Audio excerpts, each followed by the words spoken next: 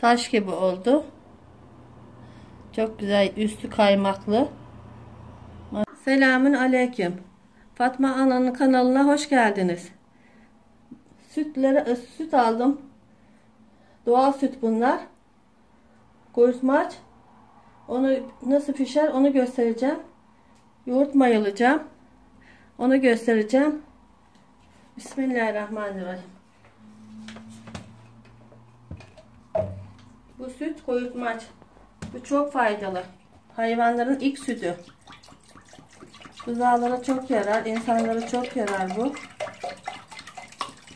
Kemik erimelerine,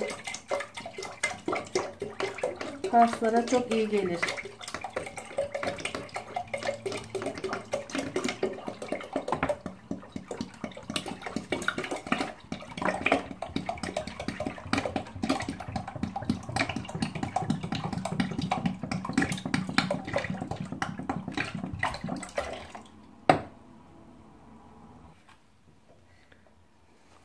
Bismillahirrahmanirrahim.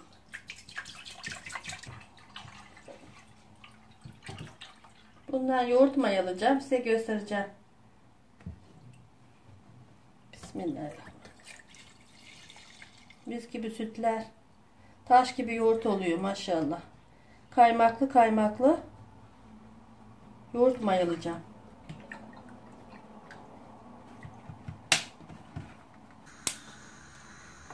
Bismillahirrahmanirrahim.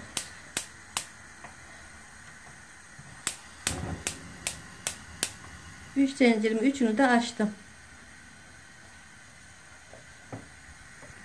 Sütlerimi kaynamaya bırakıyorum. Sonra göstereceğim kaynayınca.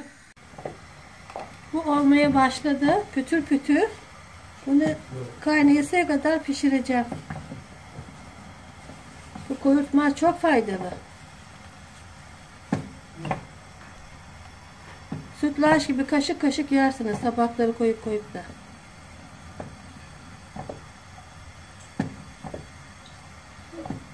Bu karıştıra karıştıra pişecek. Yoksa dibi tutar bunu. Kesiği gibi oluyor bu. Pütür pütür, ekşimik gibi.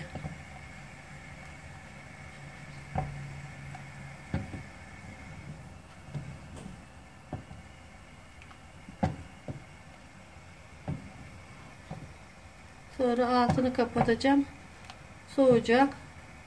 Sıcak da yenir, soğuk da yenir bu. Kaselere koyup koyup yenilir. Suyuyla beraber. Çünkü suyu da çok şifalı bunun.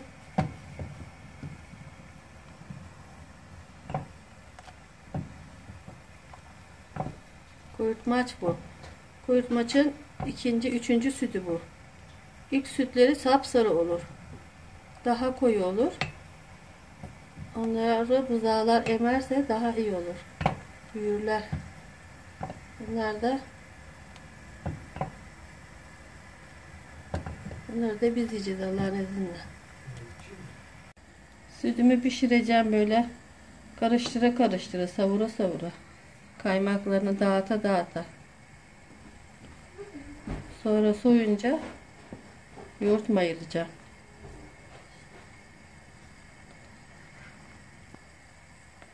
En önemli püf noktası, sütü çok pişireceğim. Mikrobu kırılacak. Hem kaymak olacak. Hem de öyle daha lezzetli, daha kaymaklı olur. Daha güzel olur. Mikrobu hepsi pişer. İçinde kalmaz.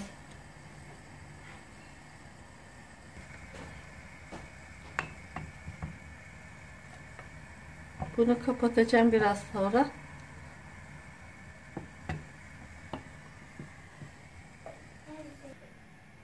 Sütlerimin hepsini aynı anda pişiriyorum. Aygazıma koydum 3 tencereyi.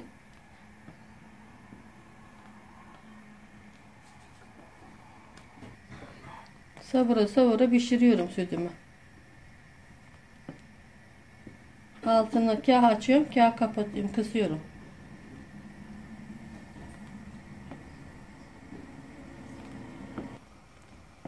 Daha hala pişiriyorum bunu ben.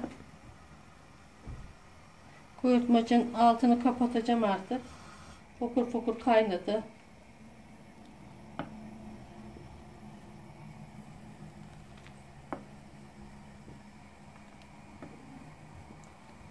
Bayağı çok pişiriyorum sütü.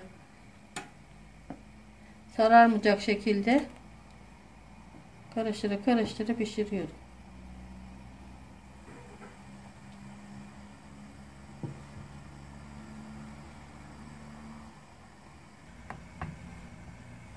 Kurutmacı pişirdim, kapattım altını. Bunlar soğuyacak. Kase kase suyuna beraber inecek.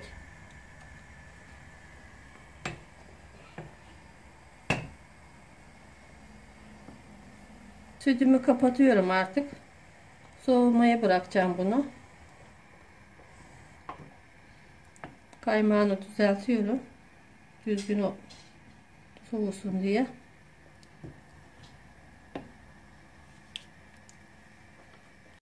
Sütümü pişirdim, ılıdı. Bayağı tencerenin biraz sıcak. Çok kaynar sıcak değil. Şu kenarından şöyle kakıyorum kaymağını. Şöyle bir kaşık akıtacağım içine. Şöyle karıştıracağım. Soğul gene.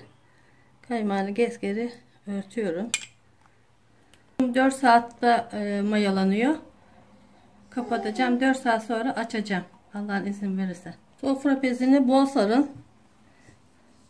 Ilık olduğu için sıcak sıcak tutsun. Allah'a emanet ettim. Taş gibi tutsun. Elim kuş gibi, yoğurdum taş gibi olsun inşallah.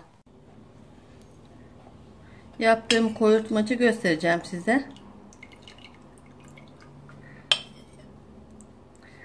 Bundan biraz yedik. Bu ekşimik de olur. Böyle de yenilebilir. Çok şifalı bu. Çok lezzetli. Afiyet olsun. Ben yoğurdumu mayaladım, kaldırdım. 4-5 saat beklettim. Bu yoğurdumun ertesi günü. Şimdi kıvamı nasıl oldu onu göstereceğim.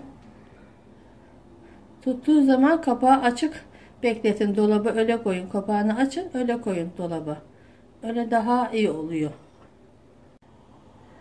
Yoğurdumu kaldırıyorum. Taş gibi oldu. Çok güzel, üstü kaymaklı. Maşallah, subhanallah. Bu çiftlik sütü. Otluyor hayvanlar. Çok lezzetli oluyor. Hayvanın sütleri. Mis gibi, taş gibi tuttu mübarek. Yiyenlere şifa olsun inşallah. Bismillahirrahmanirrahim.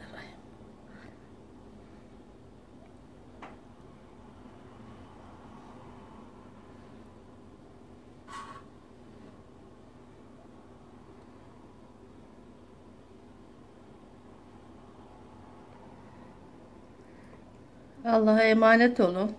Kanalımı izlemeye devam edin. Abone olmayı unutmayın. Hoşça kalın. Allah'a ısmarladık.